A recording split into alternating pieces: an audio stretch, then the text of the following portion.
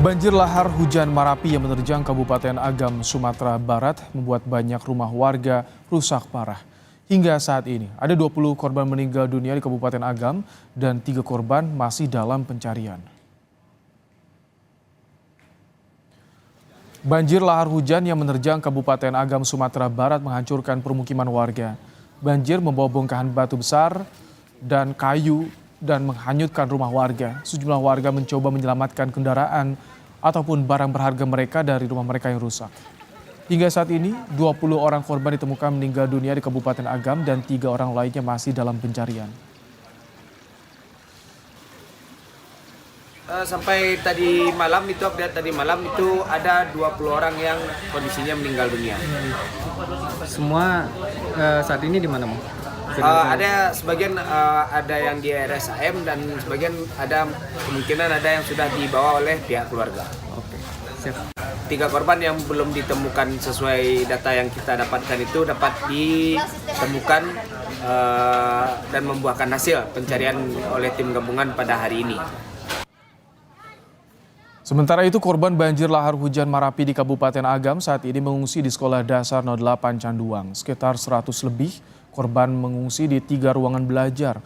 Korban sudah mulai menerima bantuan berupa makanan, selimut, makanan bayi, dan sejumlah perlengkapan lain. Saat ini korban masih membutuhkan pakaian untuk wanita dan perlengkapan bayi dan anak-anak. Bukan kami di sini rata-rata untuk perempuan itu pakaian dalam, terus mandi, untuk itu pempes untuk anak-anak sama orang tua. Untuk kesehatan seperti apa, Bu, saat ini? Kenapa? Kesehatan. Kesehatan alhamdulillah kami mungkin shock. Jadi sekarang itu karena kita posisi lagi berduka, memang menyiapkan mental lah. Pakar mitigasi bencana geologi Surono menyebut saat ini warga harus mewaspadai hujan, terutama intensitas hujan di puncak Gunung Marapi. Hal ini imbas bencana lahar hujan pada Sabtu malam lalu dan bencana serupa bisa terjadi setiap ada hujan, utamanya hujan lebat di atas puncak Marapi.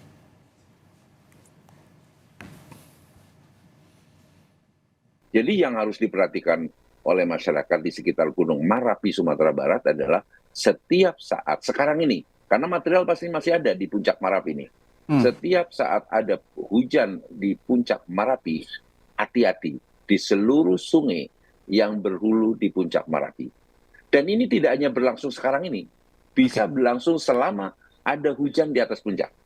Kalau letusan Gunung Marapi itu waktunya singkat, tetapi dampak lahar hujan bisa berlangsung di setiap musim hujan, utamanya adalah hujan lebat di atas puncak Marapi tersebut. Banjir lahar hujan yang melanda sejumlah kabupaten di Sumatera Barat pada Sabtu malam lalu dipicu hujan yang mengakibatkan luapan daerah aliran sungai yang berhulu di Gunung Marapi. Di Kabupaten Agam misalnya, korban ditemukan antara lain di Kecamatan Sungai Pua dan Canduang dan Ampekoto. Limpasan banjir ini menerjang Nagari Bukit Batabuah Canduang. Sementara di Kabupaten Tanah Datar, kecamatan yang terdampak antara lain Kecamatan Sapuluwah Koto, Parambahan, Kecamatan Batipuh, Pariangan, Kimakaum, dan Sungai Tarap. Banjir bandang di wilayah ini dipicu luapan Sungai Malana yang berhulu di Gunung Marapi. Hingga sore ini tercatat 43 orang meninggal dunia, sementara 15 orang lainnya masih hilang. Korban terbanyak ada di Kabupaten Agam 19 orang, Kabupaten Tanah Datar 14 orang, dan Padang Panjang 2 orang.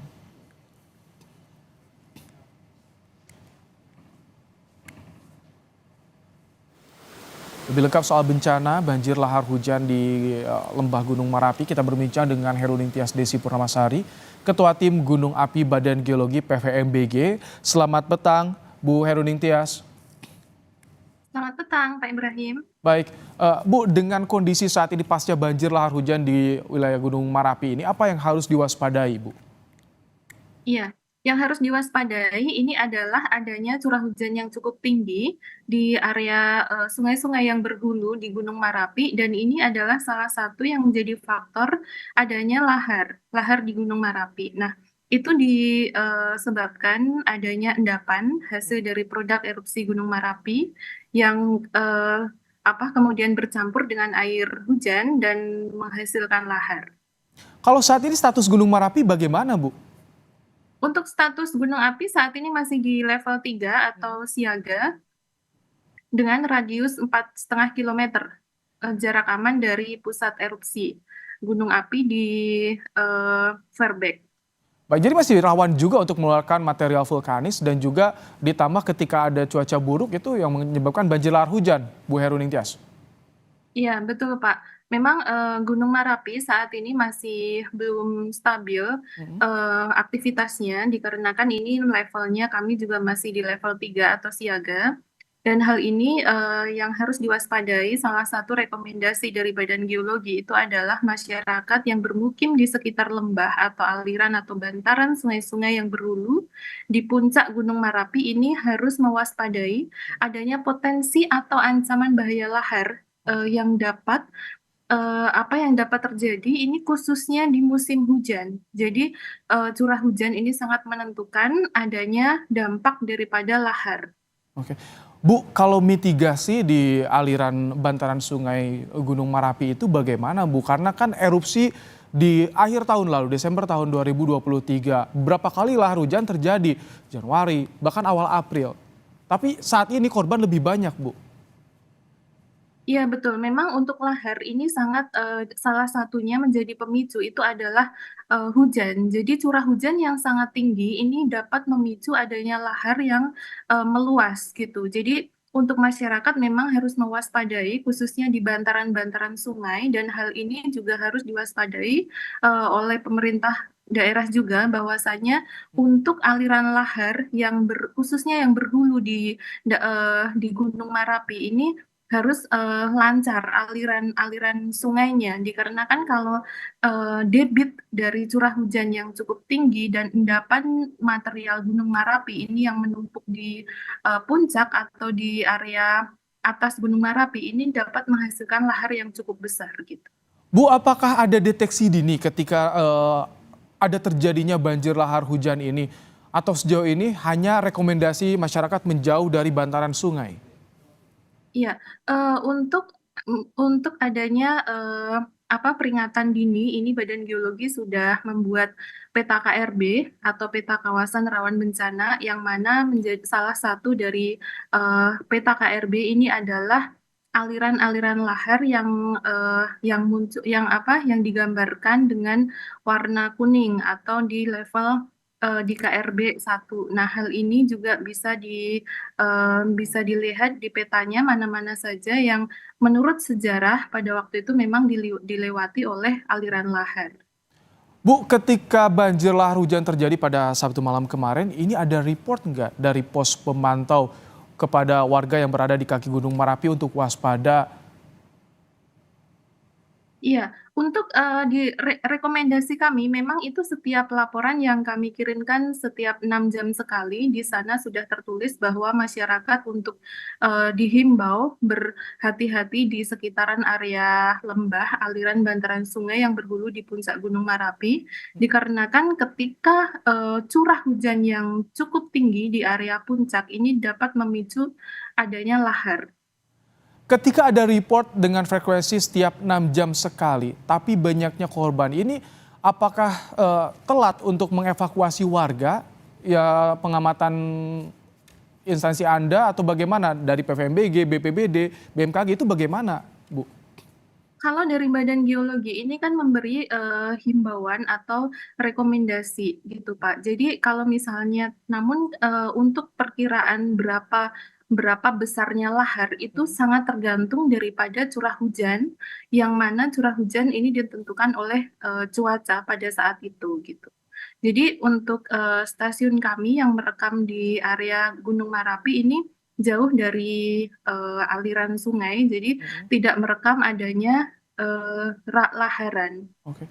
Kalau untuk lahar hujan seperti itu, siapa yang bisa memberikan report pasti kepada warga agar warga segera mengevakuasi? Biasanya siapa, Bu? Iya, kalau untuk lahar ini berbagai stakeholder ya Pak ya. Jadi memang dari khusus untuk aktivitas Gunung Merapinya itu adalah di Badan Geologi dan kami selalu mereport setiap 6 jam sekali aktivitas Gunung Merapi, dan untuk lahar ini memang sangat tergantung daripada musim musim hujan dan juga curah hujan yang ada di puncak Gunung Merapi. Saat kejadian, Badan Geologi sempat mereport soal ada potensi lahar hujan ini. Kalau untuk potensi lahar hujan selalu kami lahar ya Pak, itu selalu kami sampaikan di rekomendasi kami di laporan yang kami kirimkan setiap 6 jam sekali. Ini memang salah satu lahar menjadi rekomendasi kami. Bu, ini kan beberapa kali banjir lahar hujan terjadi. Apakah tidak ada evakuasi sementara atau diungsikan sementara warga-warga yang sekitar bantaran sungai, Bu? Ya, kalau masalah pengungsian ini memang harus ada komunikasi antar stakeholder, jadi tidak hanya satu atau dua instansi, jadi ini harus ada koordinasi yang sangat masif, mengingat bahwa lahar ini kan memang banyak sekali titik-titik yang harus diungsikan gitu Pak. Dan untuk masyarakat ini juga kami sosialisasikan ketika Gunung Merapi ini aktif. Memang erupsi yang terjadi di Gunung Merapi itu kan endapan-endapan daripada material dari puncak itu kan masih mengendap di area puncak. Nah, ini ketika curah hujan yang cukup tinggi ini bisa terbawa di bantaran-bantaran sungai dan dapat menghasilkan lahar. Namun seberapa laharnya ini harus kita mengetahui curah hujannya ini sangat tinggi dan juga endapan daripada produk erupsi Gunung Merapi ini seperti apa gitu. Jadi ini yang harus dikoordinasikan bersama. Oke, Bu, untuk ke depan ini karena cuaca buruk masih terjadi di Sumatera Barat, mitigasinya seperti apa? Termasuk juga soal 3 stakeholder, apakah akan ada peta jalur evakuasi warga atau bagaimana ke depannya dengan BPBD dan BMKG? Ya, ini hal yang sangat harus diwaspadai adalah khususnya ketika musim hujan datang dan ini sangat rawan sekali untuk area-area sungai yang berhulu di puncak-puncak gunung. Tidak hanya Gunung Merapi, namun di gunung-gunung yang lain, contohnya di Semeru itu juga beberapa kali ada lahar dan beberapa kali juga ada korban di sana. Jadi memang harus dari gotong royong antara masyarakat dan juga pemerintah kita untuk bagaimana caranya menangani lahar ini agar tidak berdampak besar bagi masyarakat gitu Pak. Baik, terima kasih Bu Herudin Tias Desi Purnama, Ketua Tim Gunung Api Badan Geologi PVMBG telah menyampaikan bagaimana mitigasi bencana di Gunung Merapi, Sumatera Barat. Terima kasih Bu Herudin.